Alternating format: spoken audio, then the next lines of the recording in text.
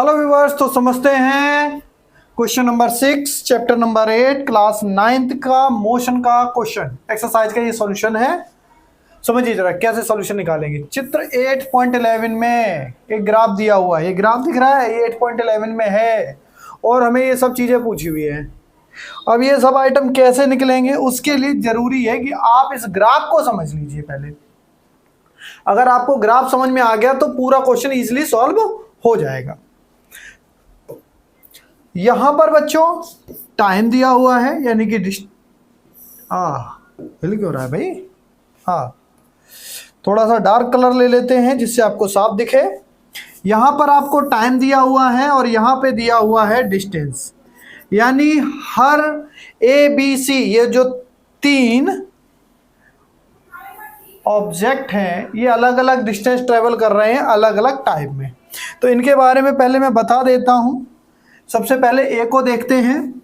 ए कहाँ है? ये ए है, जिसे मैंने रेड से कर दिया है।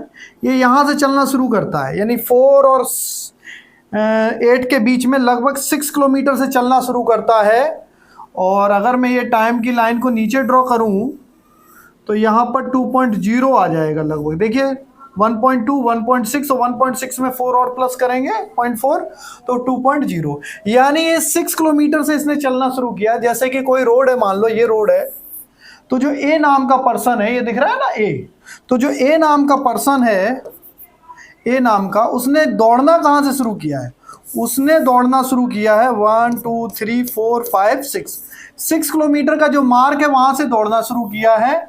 और कितना टाइम लिया है? लगभग 2 घंटे लिए। 2 घंटे तक दौड़ता रहा और दौड़ते दौड़ते वो कहाँ पर पहुंच गया है? वो पहुंच गया है, इस लाइन को आप सीधा खींच लीजिए इधर, लगभग 12 से थोड़ा सा कम, अप्रॉक्सीमेटली 11.5 पे पहुंच गया।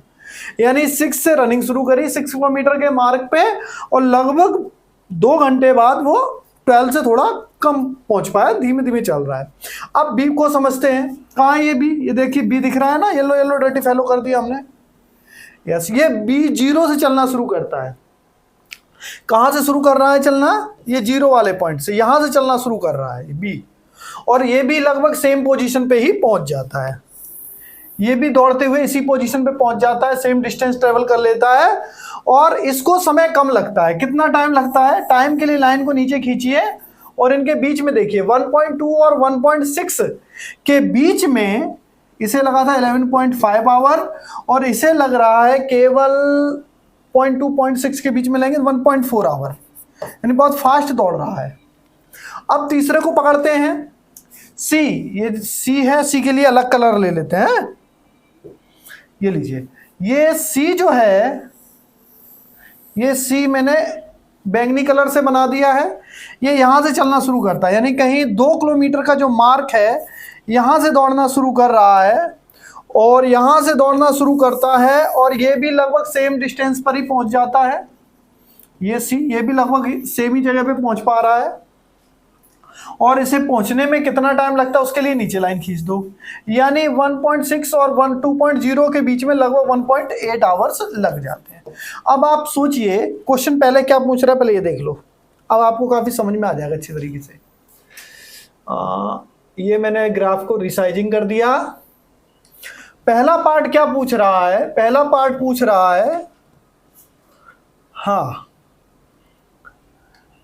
राइट, पहला पार्ट क्या पूछ रहा है? Which of the 3 is travelling faster, कि इन तीनों में से कौन तेज भाग रहा है। तो सोच के आप खुद बता सकते हैं कि सबसे तेज कौन भाग रहा है। देखिए सबसे तेज इसने भागना शुरू किया है, किस पॉइंट से? 0 पॉइंट से भागना शुरू किया है और सबके बराबर पहुंच गया, यानी सबसे तेज भाग रहा है और केवल 1.8 आवर ले रहा है। तो हमें क्लियर हो गया कि सबसे तेज कौन भाग रहा है। सबसे तेज भागने का काम कर रहा है, इसने 0 से भागना शुरू किया। ध्यान से देखिए, कौन 0 से कौन भाग रहा है? बी भाग रहा है। तो इसका आंसर आ जाएगा बी। बी सबसे फास्ट भाग रहा है। समझ में आ गया?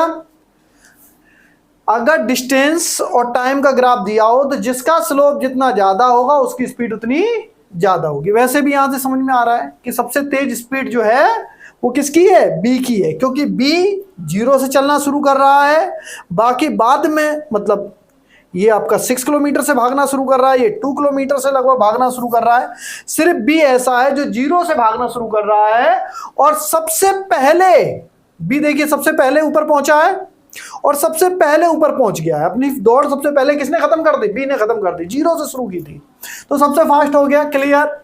क्या ये तीनों किसी भी समय सड़क पर एक ही बिंदु पर होंगे? All three ever eight same point on the road. तो ध्यान से देखिए, क्वेश्चन कह रहा है क्या कभी तीनों मिलेंगे, एक दूसरे के साथ साथ क्रिकेट खेलेंगे, यानी हाथ देंगे? तो समझते हैं। क्या इसमें कोई ऐसी दो लाइंस हैं? ये ज्यादा घोच पहुंच कर दी हमने, इस फिगर को उठा के दल ले आते हैं। अब देखिए, क्या इसमें से कोई भी दो लाइंस ऐसी आपको दिख रही हैं जो एक दूसरे को इंटरसेक्ट कर रही हो? इंटरसेक्ट का मतलब काट रही हो। कोई ऐसी जगह जहां तीनों लाइनें काट रही हो, तीनों मिलेंगे। देखो यहां पे ये दोनों लाइनें एक दूसरे को काट रही हैं, दिख रहा है? इस बिंदु पे इंटरसेक्ट कर रही हैं। तो यहां पे कौन मिला? यहां पर ए और सी मिला है। यहां पर कौन मिला है? यहां पे मिला है आपका बी और दूसरी लाइन किसके पास गई? सी। यानी बी और सी यहां मिले हैं। यहां पर कौन मिला है? यहां पर बी और ए मिले हैं।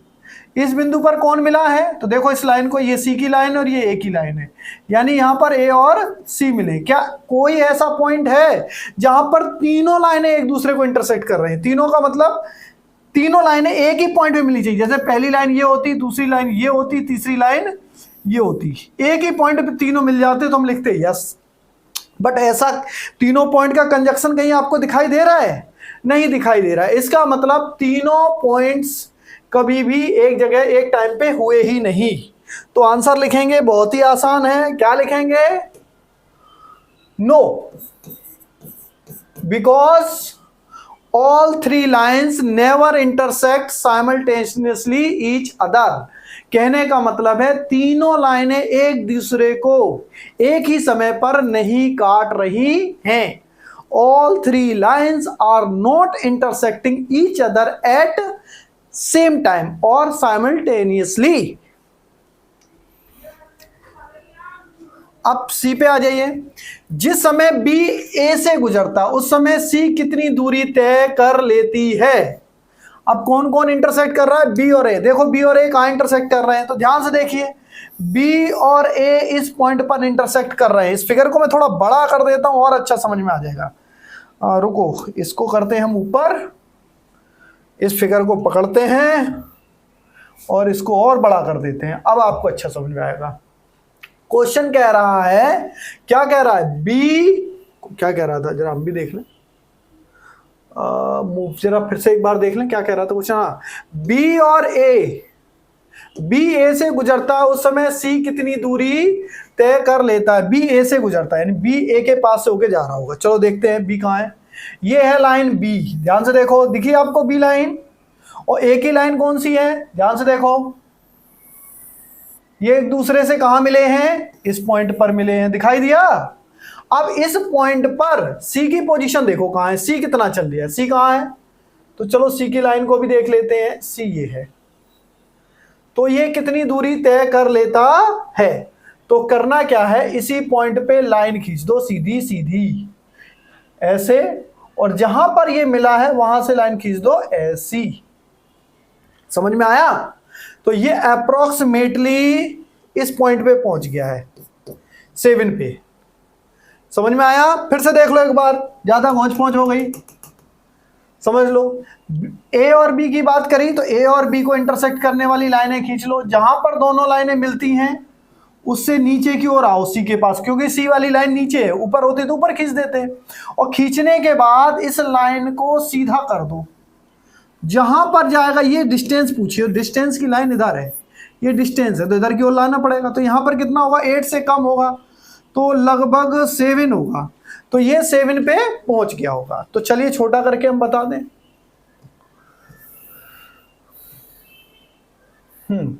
तो बी ए से गुजरता सी कितनी दूरी तय कर लेती है? तो उस समय तक बी 7 किलोमीटर पर पहुंच जाती है। लिख दो 7 किलोमीटर, अप्रोक्सीमेटली है क्योंकि 7 से थोड़ा 8 से थोड़ा ही कम है, अप्रोक्सीमेटली 8 ही है। अगला, जिस समय बी सी से गुजरता है उस समय वह कितनी दूरी तय कर लेता है। बी और सी एक दूसरे को कहाँ इंटरसेक्ट कर रहे हैं, चलो देखो एक बार फिर से। पहले मैं इन लाइनों को साफ कर देता हूं, इरेजर लिया, इन लाइनों को साफ कर दिया। चलो हटो, इसको वापस उठाया, वापस अपनी जगह पे मूव कर दिया।